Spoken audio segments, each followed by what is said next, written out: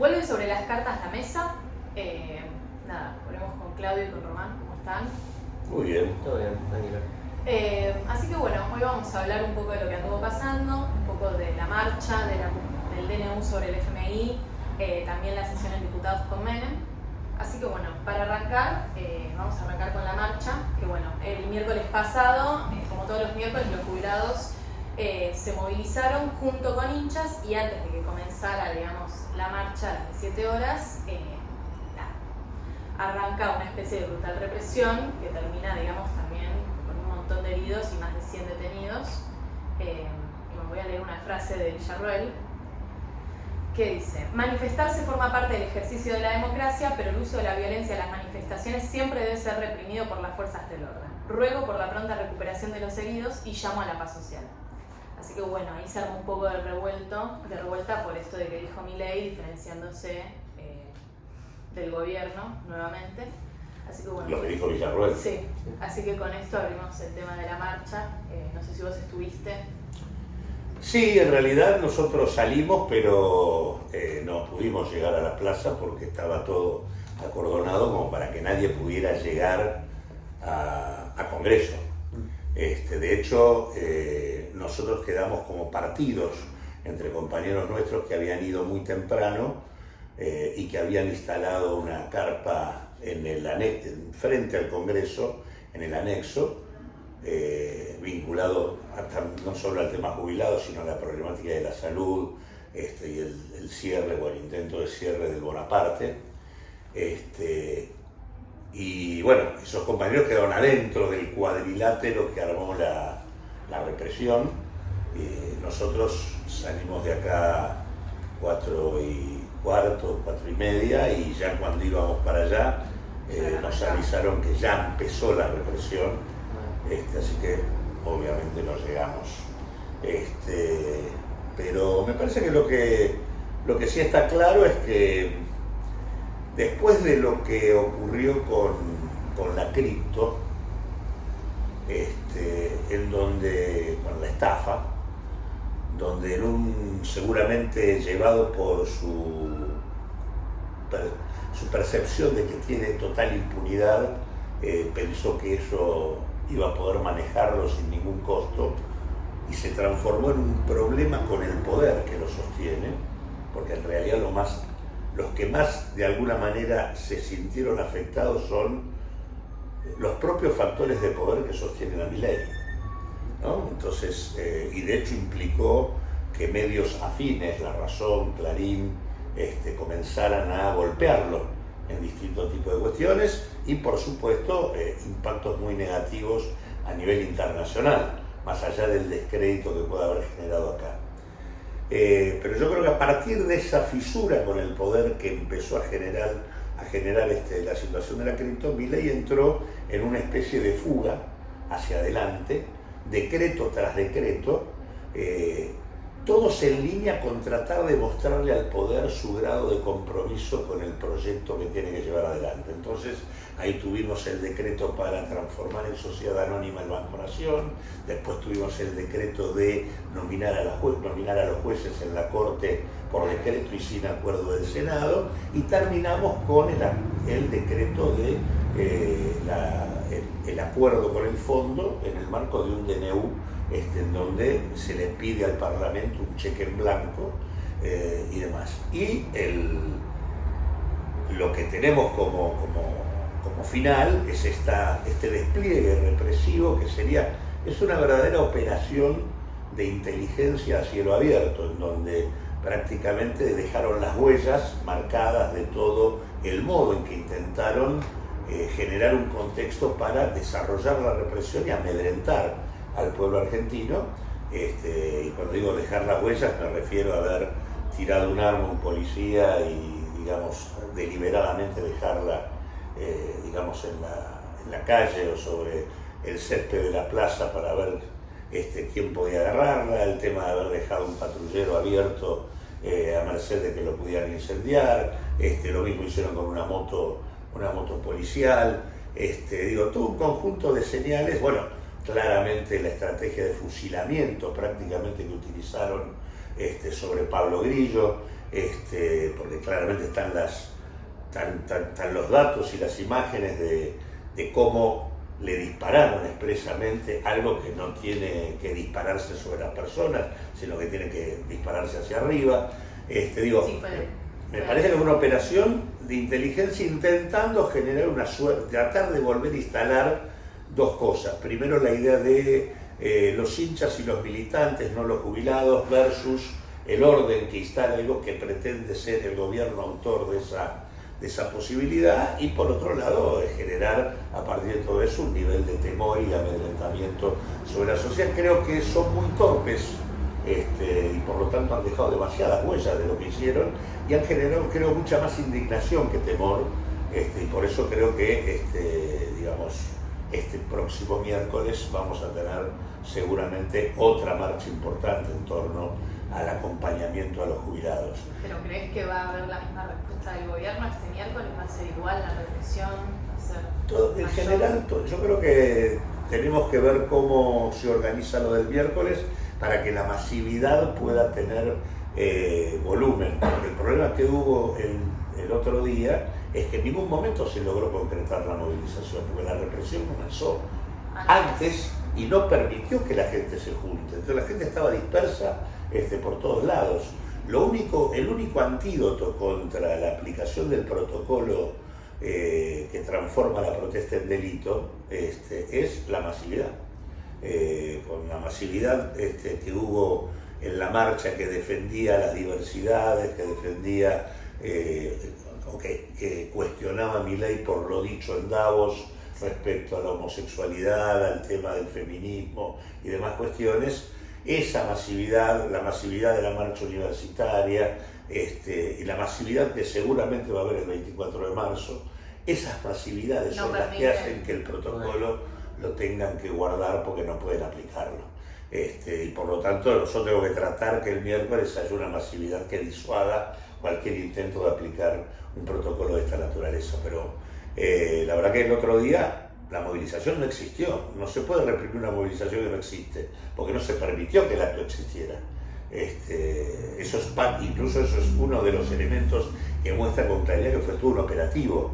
No es que la manifestación produjo algún hecho y en ese marco se desata la represión. No ocurrió tal cosa.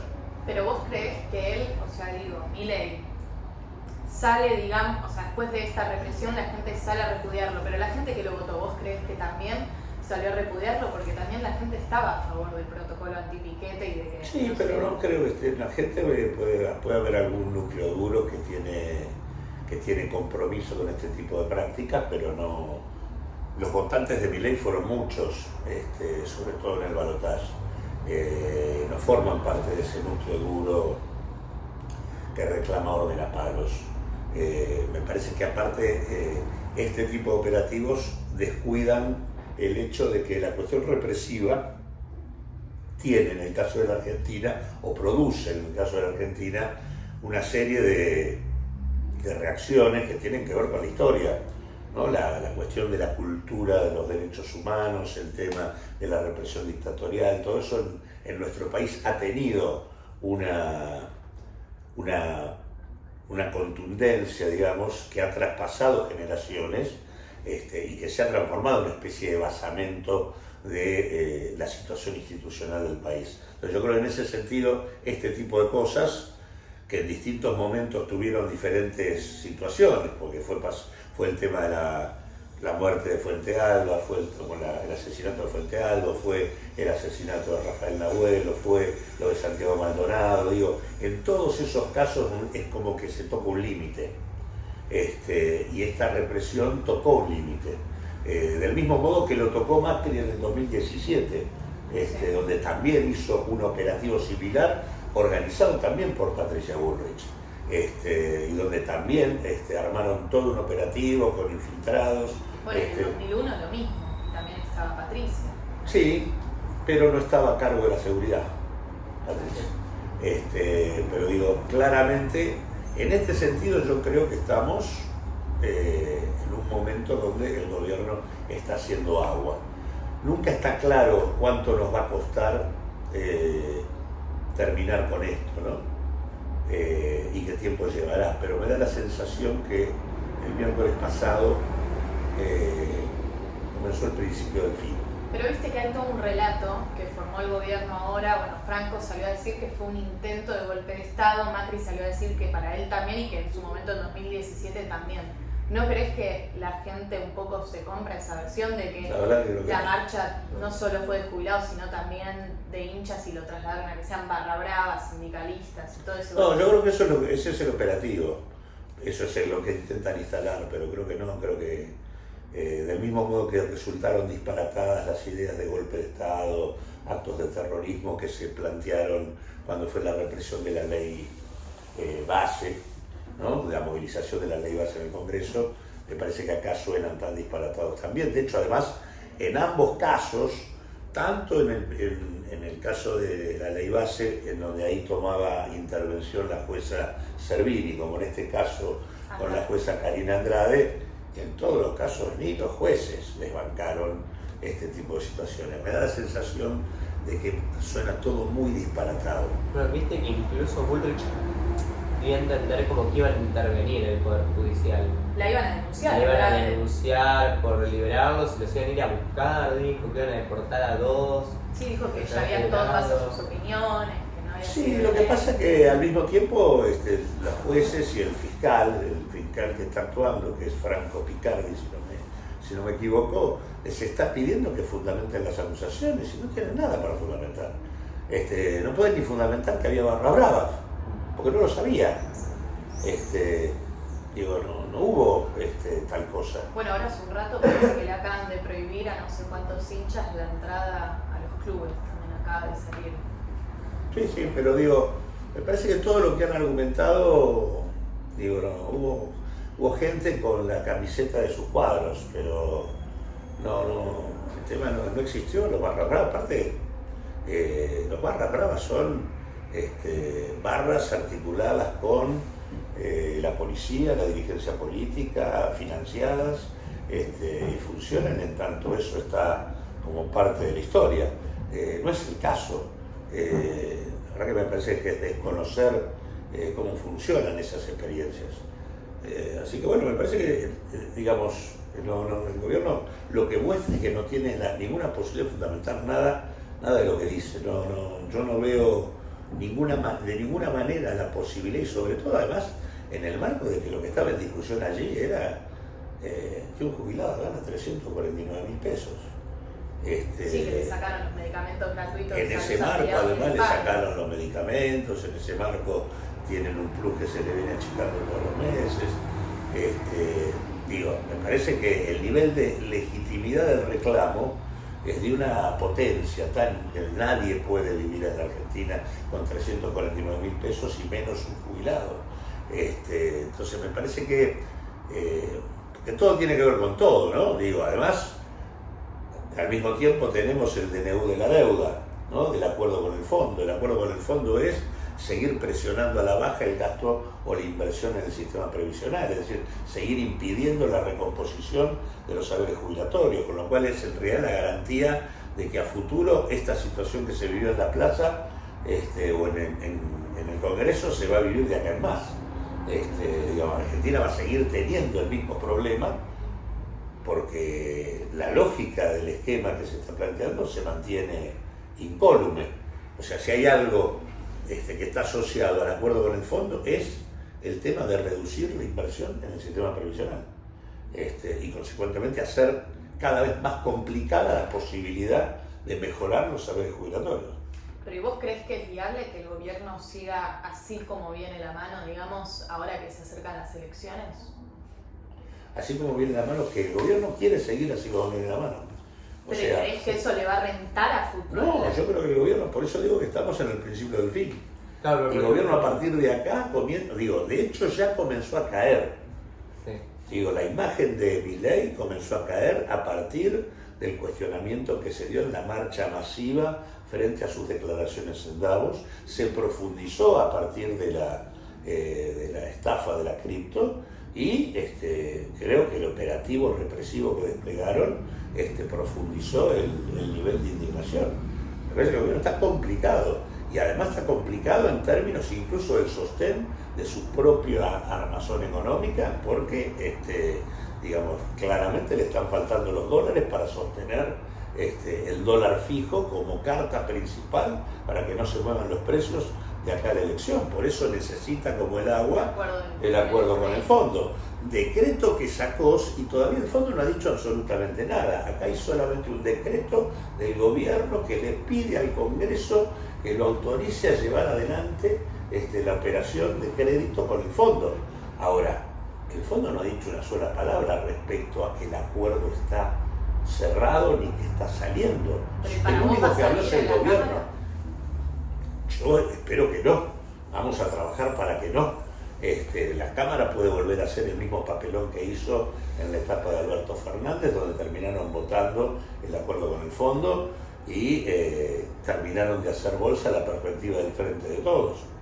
Ahora, acá, en el marco de la situación imperante, si el Congreso vota semejante ilegalidad, la Constitución es muy clara respecto a que le corresponde al Congreso la negociación de la deuda, que no le corresponde al Poder Ejecutivo. Es más, la Constitución prohíbe al Congreso delegarle al Ejecutivo la posibilidad de la negociación del endeudamiento. Solo lo puede hacer en condiciones de mucha excepcionalidad y para hacerlo tiene que fundamentar las razones por las cuales delega y tiene que establecer plazos y objetivos.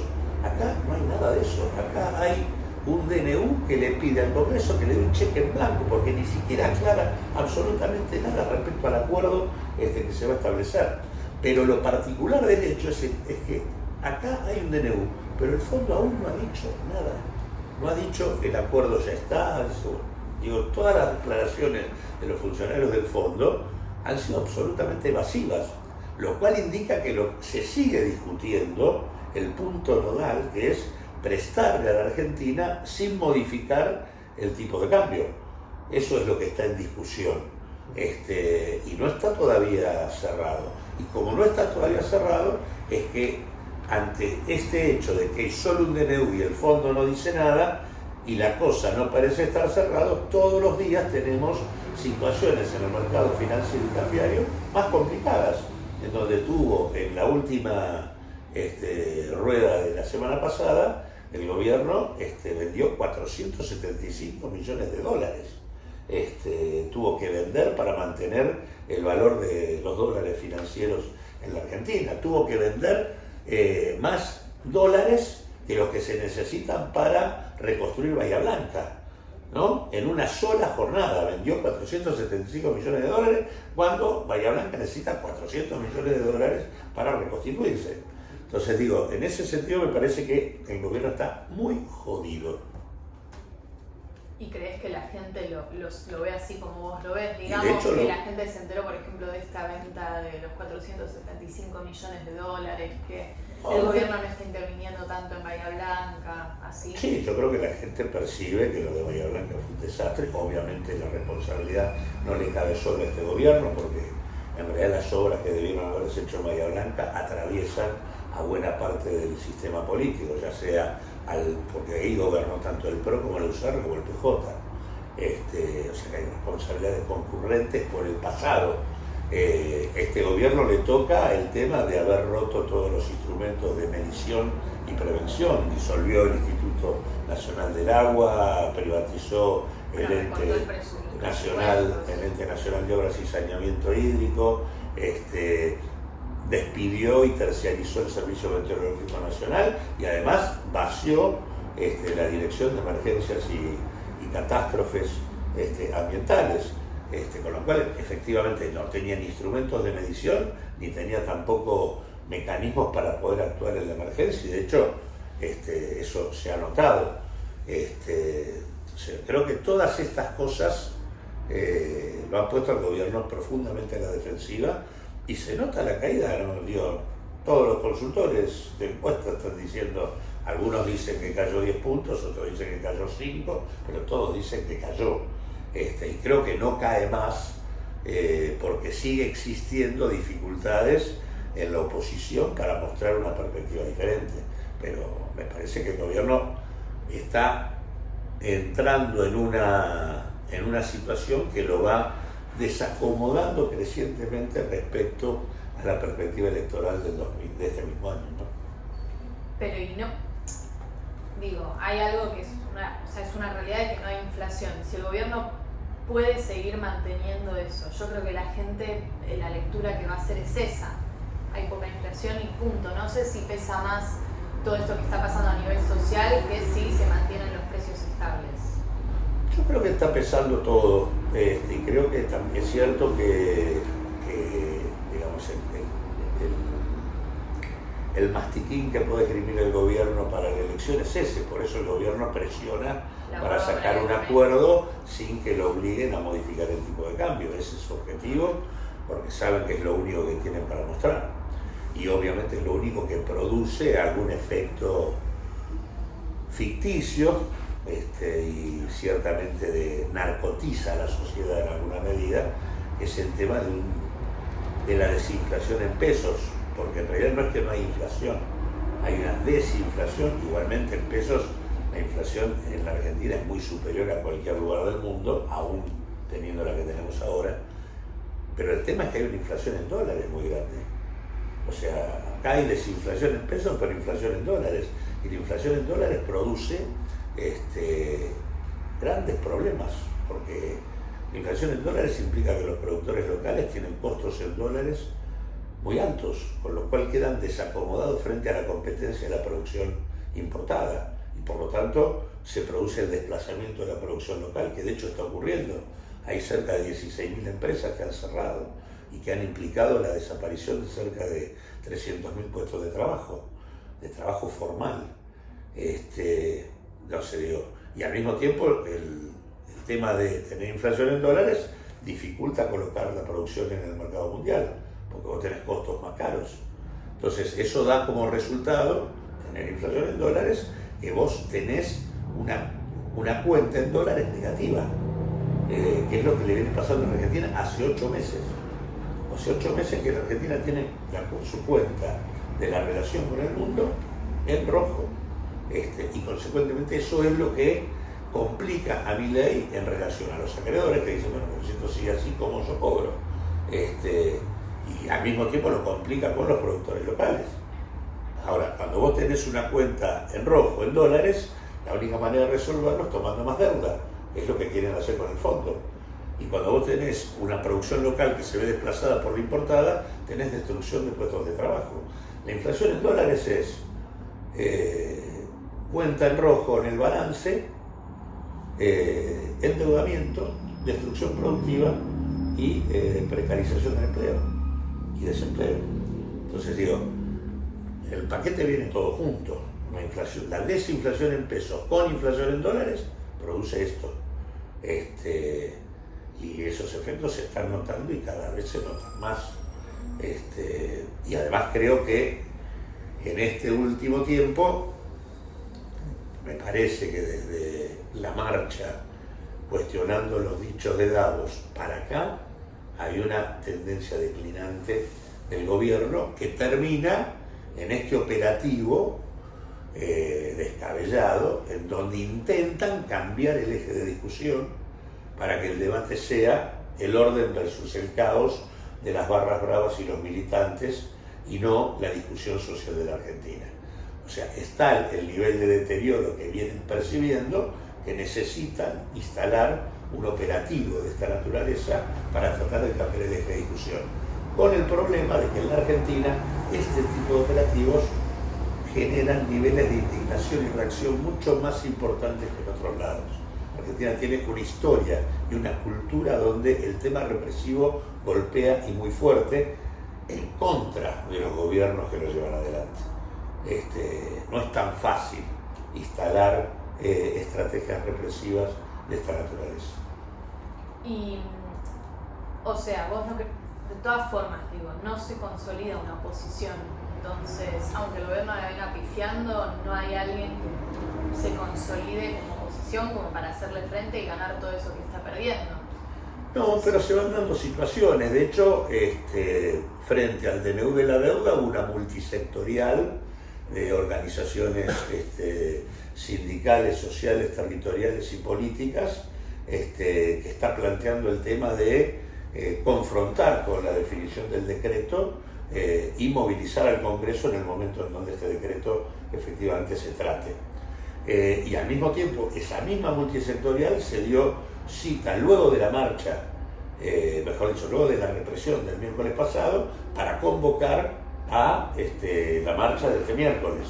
O sea, se van produciendo, digamos, marcos multisectoriales y multipartidarios, y se van produciendo también procesos de confluencia en diferentes distritos del país, porque como lo que tenemos son elecciones legislativas, no hay todavía una elección nacional que nacionalice toda la discusión. Los procesos de confluencia se van dando en cada distrito, en algunos con mayor potencia, en otros con menos, pero hay un proceso de reagrupamiento que va conformándose para poder ponerle límite al avance del gobierno. ¿Y crees que, por ejemplo, lo que pasó en la sesión, cómo es? O sea, pasó más desapercibido con el tema de la marcha, le pegó también a la gente que se caen a trompadas, Sago, y no recuerdo el nombre del otro, que Martín Menem levante la sesión. Mirá, claramente lo que demuestra es el proceso de desagregación que vive la Libertad Avanza, porque los que se cagan a trompadas son libertarios. Sago y Almirón, y Sago hoy más distanciado, del mismo modo que Villarroel en el párrafo que vos leíste. Villarroel toma distancia respecto al operativo represivo, muestra que hay un proceso de descomposición que está viviendo la fuerza política que gobierna, y además Martín Menem termina levantando la sesión porque todo lo que venía y que sigue ahora a partir del día de mañana eran discusiones sí, quitarle las facultades delegadas y crear la comisión. Crear la comisión para investigar lo de la Libro, de la cripto Libra, el tema de la revisión de las facultades delegadas, digo, el tema del DNU de la deuda, digo, hay todo un conjunto de temas en donde el gobierno está a la defensiva a nivel parlamentario. Entonces, claramente, yo creo que por otra parte la trifulca en el Congreso, a la gente medio como que ya el Congreso lo mira como no esperando demasiado, ¿no? Pero me parece que lo que está mostrando todo es descomposición en el gobierno, y por otro lado, un gobierno que pasó de estar a la ofensiva. Recordemos cómo estaba esta historia antes de la cripto. El gobierno parecía que estaba en el punto más alto de su perspectiva política. Se estaba deglutiendo al PRO, se estaba quedando con todo el espacio de la derecha en la Argentina, con supuestamente imágenes positivas de sus dirigentes por encima de las negativas. Todo eso cambió. Hoy las imágenes positivas están por debajo de las negativas, cayeron las imágenes positivas de los dirigentes gubernamentales, la hermana de Milei está acusada de tráfico de influencia y corrupción. Pero yo digo, ¿qué tanto puede pesar eso? O sea, más allá de que, bueno, sí, va decayendo, pero si no hay del otro lado algo que pueda conformarse. Bueno, es que se va conformando, eso es lo que te digo, se va conformando. Por eso digo, se armó una multisectorial y multipartidaria que empieza a funcionar, y que después de la marcha, el otro día, da una conferencia de prensa y dice, vamos de vuelta con los jubilados. Bueno, y hoy por hoy, que las elecciones están tan cerca, ¿dónde ves que podrían llegar a verter esos votos? Claro, canalizarse. Que queden. Y se aparte como son legislativas, el voto se puede desagregar, pero el tema es que, la cantidad de legisladores que sean expresiones opositoras a la del gobierno sea mayor que la que soy. Pero eso y eso puede pasar. Puede pasar. Sí, pero no veo ninguna. El gobierno está acá en la ciudad de Buenos Aires la derecha está dividida. Yo creo que va a ser factible poner más legisladores acá en favor de ponerle límites a la expresión de la derecha en la Argentina que en otro momento. Y del mismo modo vamos a ver cómo termina definiéndose la provincia de Buenos Aires. Pero yo digo, hay una gran oposición hacia Milei, pero no hay una oposición unida como para hacerle frente a Milei y que le gane las No elecciones. hay ningún espacio nuevo que esté teniendo mucha resonancia. No, Me parece pero por ahora. obviamente los espacios nuevos tardan en tener resonancia, tienen que materializarse y lograr algún mínimo éxito para que los medios lo registren y le den bola. De lo contrario, ni siquiera yo estoy diciendo, hay una multisectorial y una multipartidaria que los medios prácticamente no instalan. Claro. Ahora, esa multisectorial y multipartidaria existe y va a seguir existiendo y se va a ampliar. Entonces digo, son procesos. Es cierto que no se nacionaliza una oposición. Ahora, también es cierto que no se nacionaliza porque lo que uno tiene son procesos de redifusión en todas las fuerzas que integran el campo popular y además no tenés una elección nacional. La elección nacional obligaría a una oposición nacional en todo el país. Acá no hay elección nacional, acá hay elecciones distritales. Entonces, en cada distrito van apareciendo más expresiones de rechazo a Milei. Eso va pasando en todos lados. Y yo creo que lo que va a terminar ocurriendo es que la cantidad de legisladores que van a cuestionar la experiencia de Milei luego de la elección van a ser más que lo que son hoy. Sí.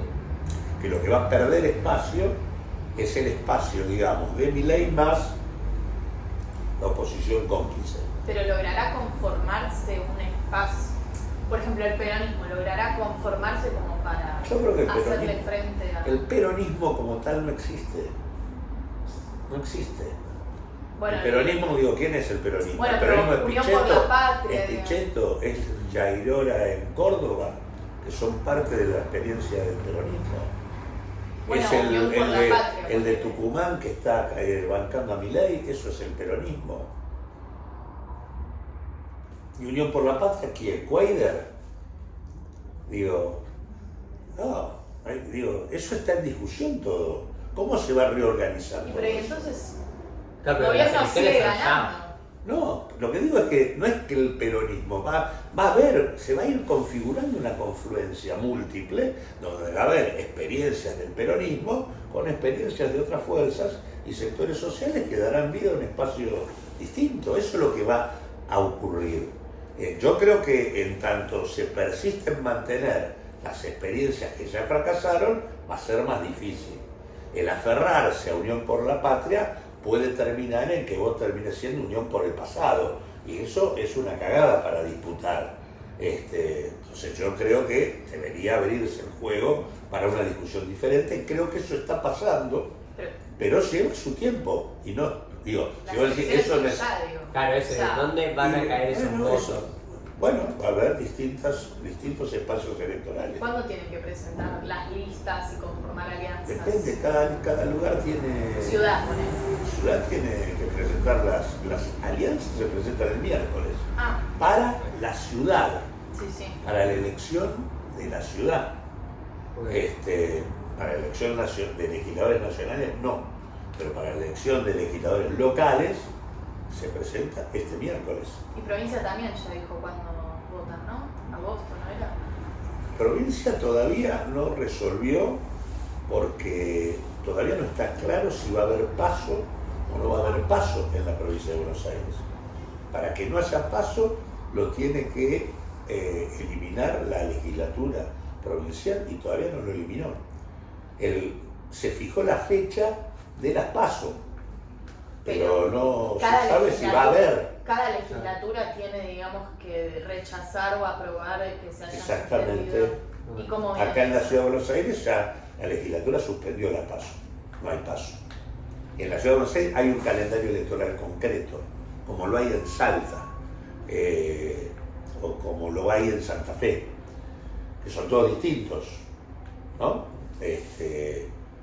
Bueno, en Santa Fe se está dando un proceso interesante en torno a la experiencia del Frente, en donde nosotros juntos con Ciudad Futura venimos empujando a un candidato como Juan Monteverde, que va en Santa Fe hay elecciones a legisladores locales, ¿no? Legisladores locales de las distintas intendencias, no de diputados, provinciales, pero también elecciones de constituyentes. Y ahí se ha conformado un bloque político, social interesante, que me parece que puede tener mucho espacio y mucho crecimiento respecto a un gobernador que es cómplice de Milei como es Giuliano. Habrá que ver cómo que termina pasando en cada lado, pero en cada lugar se van dando confluencias.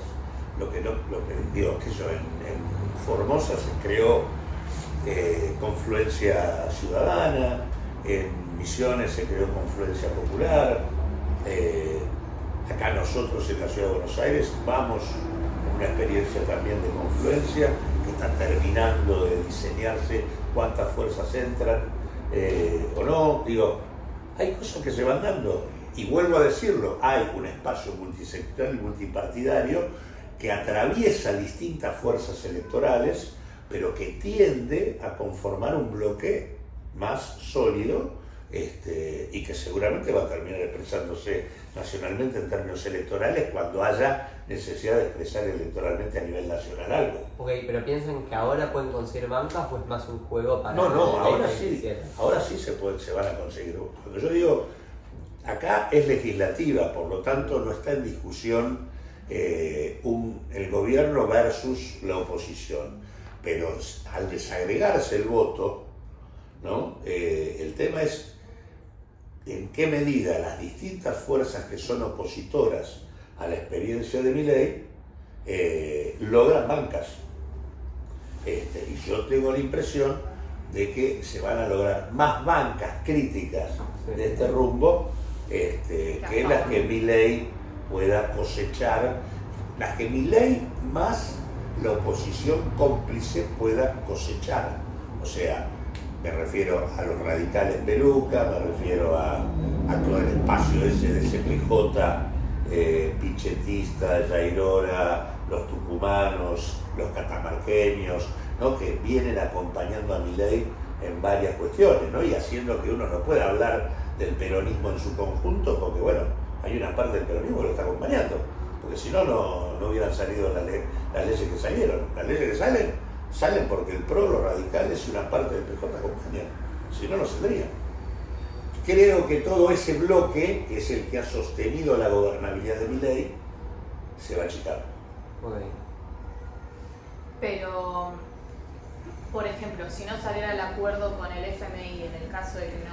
Ahí el gobierno estaría mucho más complicado si no sale el acuerdo con el FMI. Al gobierno le va a costar llegar a la elección sin modificaciones del tipo de cambio. O sea, es probable que se caiga un poco el acuerdo con el FMI. No, yo no dije eso. Vos me decís, ¿qué pasa si no sale? Pero pará, Lo que digo es, hasta el momento el FMI no ha dicho esta boca es mía. El único que dijo hay un acuerdo es el gobierno. El FMI no ha dicho nada. Y como no ha dicho nada, si bien de entrada cuando salió que estaba el DNU, en donde el gobierno le pedía la autorización al Parlamento, eso frenó la caída de las acciones en la bolsa, la caída de los bonos, frenó, digamos, la crisis financiera. Como luego no aparece nada de parte del fondo diciendo, bueno, esto está, ya las últimas jornadas fueron complicadas y el viernes se vendieron casi 500 palos en un solo día. Digo, eso no se puede sostener en el tiempo. O sea, necesitan que aparezca rápido el acuerdo. Pero yo creo que eso realmente va a debilitar mucho más al gobierno Eso lo que está debilitando. socialmente lo que está pasando. Creo que pesa más lo económico que lo social a la hora de votar. Me parece bárbaro tu visión. Yo lo que creo es que lo afecta a todo. Y creo que si no aparece el respaldo del fondo, el gobierno la tiene muy mal. Pero sí, se le cae lo único que lo venía está sosteniendo. Caería lo único que está sosteniéndolo. Porque él ganó pese a un montón de cosas en lo social. Digo, él no ganó nunca todavía. Va en la elección. Él ganó la elección. No, él ganó la elección por lo que pasaba. Bueno, pero... Y de hecho vos hoy, una de las cosas interesantes que va en parte en línea con lo que vos decís, que es, digamos, cuando vos mirás las encuestas, la gente dice que tiene expectativas, que está mal, pero que tiene expectativas positivas. Entonces, digo, la gente siente más tranquilidad con la desaceleración de los precios. Estoy mal, pero puedo planificar mejor, sería algo así, ¿no? Pero al mismo tiempo, cuando a la gente se le pregunta por qué estamos en esta situación, no pone la responsabilidad solo en el gobierno actual, también la pone en el pasado. Entonces esas dos cosas, que todavía hay alguna expectativa positiva y que se ponga la responsabilidad en el pasado, es lo que le da espacio a que Milei no caiga mucho más. Ahora, ¿eso por qué es? Por la experiencia de lo vivido y por la dificultad de la oposición de mostrar algo diferente a lo que fue. Por eso digo, si la oposición no continúa en un proceso de rediscusión, realineamiento y de construcción de una propuesta nueva, es muy probable que Milei tenga más suerte y éxito que si esto ocurre. Y de hecho, en ese sentido, Milei es el resultado de un consenso negativo. El consenso de él es la imposibilidad de otra cosa. No lo que él hace. Lo que él hace todavía no le ha resuelto nada a nadie. Simplemente, bueno, por lo menos los precios no se van a las nubes. Bueno, eso tiene su tiempo, porque viene de la mano de la inflación en dólares, que no se ve, no se percibe, pero que produce efectos demoledores, porque genera más deuda, destruye el aparato productivo, genera desempleo, todo eso va produciendo impactos paulatinos, no son inmediatos, como la inflación cuando se va al techo y te pulveriza los ingresos, que fue lo primero que pasó con Milei, y luego tiende a declinar, porque siempre los shocks inflacionarios tienen un momento de suba y luego bajan. El tema es a dónde baja. Y acá baja, pero se encuentra con un piso. ¿Cuál es el piso? Que comienza a destruirse empleo. Y el empleo que aparece es empleo cada vez más precario, más débil, con menos ingresos. Entonces cada vez es peor el asunto. Entonces el nuevo piso que vos tenés es peor que el anterior. Pero bueno, eso es lo que me parece que hay que ver. Si hay una cristalización del pasado en la oposición, se hace más difícil y Milei le va a ir mejor en la elección. A no ser que se pudra todo, porque el fondo no ponga la guita y se pudra todo. En ese caso el tema sería otro. Pero ese es otro cantar que por lo menos yo hasta ahora no lo veo. Creo que el fondo, a lo sumo, por ahí pone el dinero poniéndole algunas condiciones. Que las condiciones pueden ser más complicadas o menos para el escenario electoral de Milei, pero me parece difícil que le suelten la mano. Aunque todo puede ocurrir, porque por esto que estamos diciendo, o sea, la criptoestafa no fue algo bien visto a nivel mundial, eso le juega en contra a Milei. Bueno, la marcha tampoco fue buena. O sea, la represión a la marcha tampoco fue sí, bien vista. Por eso digo, no, la demostración de que no pueden controlar la situación, eso es totalmente negativo. Sí, y el otro día escuchaba a Álvarez Agis, que decía que tampoco puede mostrar mucha estabilidad, porque como gobierna por decreto, no puede a futuro garantizar nada, porque a la primera que entra otro, se cansa el Congreso y el primero que sabe que un DNU no sirve para sostener un acuerdo es el fondo.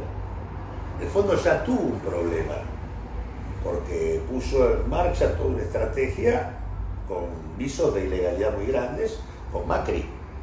Ahora, lo hizo. Y puede volver a hacerlo. ¿Por qué? Porque la estrategia, el fondo actúa como correa de transmisión de la política norteamericana en la región. El fondo violó su estatuto de la mano de Trump. y el fondo podría volver a hacer lo mismo de la mano de Trump. Trump impone que el fondo, más allá de cualquier cosa, de lo que diga su staff técnico y otros países, haga algo que tiene niveles de ilegalidad. Y lo hace, entre otras cosas, creo, porque el acuerdo con el fondo tiene un fuerte contenido, el que ya se hizo con Macri y este mismo, es un contenido geopolítico. O sea, es una herramienta de control que obliga no a Milei, sino a cualquier futuro gobierno a discutir con el fondo, y particularmente con los Estados Unidos. A no ser que una política popular en serio desconozca el acuerdo, diciendo que es nulo porque fue ilegal, y que cuestione a que el fondo violó el estatuto, que fue lo que el Frente de Todos nunca hizo. Al revés, lo votó en el Congreso el acuerdo, validando políticamente la estafa. Pero es una posibilidad real de desconocer el acuerdo, Sí. por más ilegal que sea. Sí. Pero no te hacen una burbuja, No, ¿no? no. Decís que no pagamos, tengo. No es no pagamos. Vos tenés que al mismo tiempo que, digamos, primero no es no pagamos, es señalar que esa deuda es nula y que la discusión respecto a cómo se resuelve esa deuda es una discusión que parte de entender que vos te parás en ese lugar. Y si además el fondo es responsable, o sea que es corresponsable de la deuda, se tiene que hacer cargo de una parte. El fondo nunca podría prestarle a la Argentina lo que le prestó. Lo tiene prohibido por estatuto. Entonces, si el fondo le podía prestar a la Argentina entre 10.000 y 20.000 millones de dólares, no más, ¿por qué le prestó 57.000? No, sí, eso no está en discusión. Bueno, Digo, es una cuestión pero si eso no está en discusión, el fondo tiene que ser cargo de la parte de la deuda que la Argentina nunca debió haber recibido. Fue un problema del fondo. Digo, pero ¿qué le impide al fondo decir como... No puede decirlo, entonces lo cobra. Vos pagás sobre la parte que te corresponde. pero no, eso no tiene consecuencias? No. Si vos tomás control sobre el resto de los resortes de la economía, fortaleces al Estado en su capacidad fiscal, impositiva, manejás razonablemente el gasto, te metés en el comercio exterior para acumular las divisas y tenerlas vos, y no que se te fuguen como se te fuga todos los días.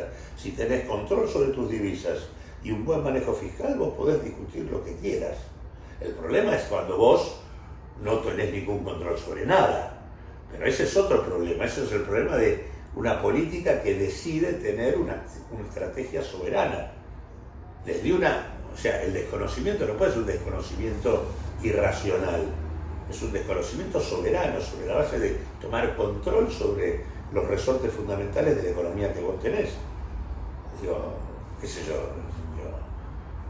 no tiene sentido poner otras experiencias porque todos los países son distintos, pero digo, todas las amenazas que tuvo Rusia en el marco del conflicto con Ucrania. Rusia tiene una Rusia política más fuerte. Sí, está bien, pero también tiene enemigos mucho más poderosos, tiene la OTAN enfrente. Y sin embargo, le dijeron que le iban a impedir las exportaciones, que esto, que el otro. Y Rusia ha tenido mejor desarrollo en todos estos tiempos de guerra que antes. Entonces, sí, bueno, no somos Rusia. No somos Rusia, pero vuelvo a decir, no somos Rusia, pero lo que está enfrente de Rusia es la OTAN. La OTAN es Europa, son los Estados Unidos, ¿no? Son esos los que amenazaron con que le vamos a impedir que puedan exportar, los vamos a bloquear, vamos a hacer esto, y sin embargo, no ocurrió.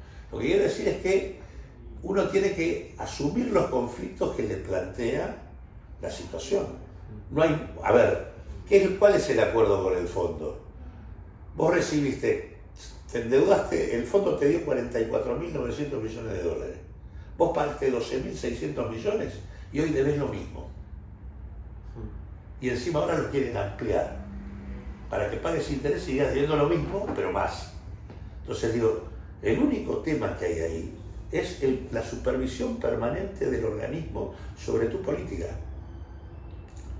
Y la posibilidad de que vos tengas que discutir con el organismo de los Estados Unidos el futuro. Por eso, de la mano de eso viene la presencia del Comando Sur en la Argentina, la discusión de qué hacer con los recursos naturales, el tema de qué corno haces con el litio, qué haces con el agua, qué haces con la apertura del continente antártico a la potencia, digo, qué haces con la base china en Neuquén y la necesidad de una base norteamericana, digo, son todos esos temas los que vienen.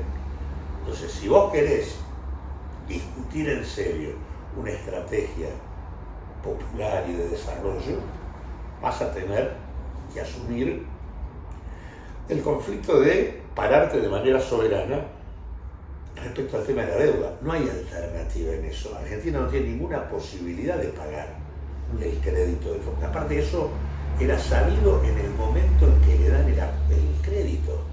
Le dan el crédito con los vencimientos, sabiendo tanto el fondo como la Argentina que eso era imparable.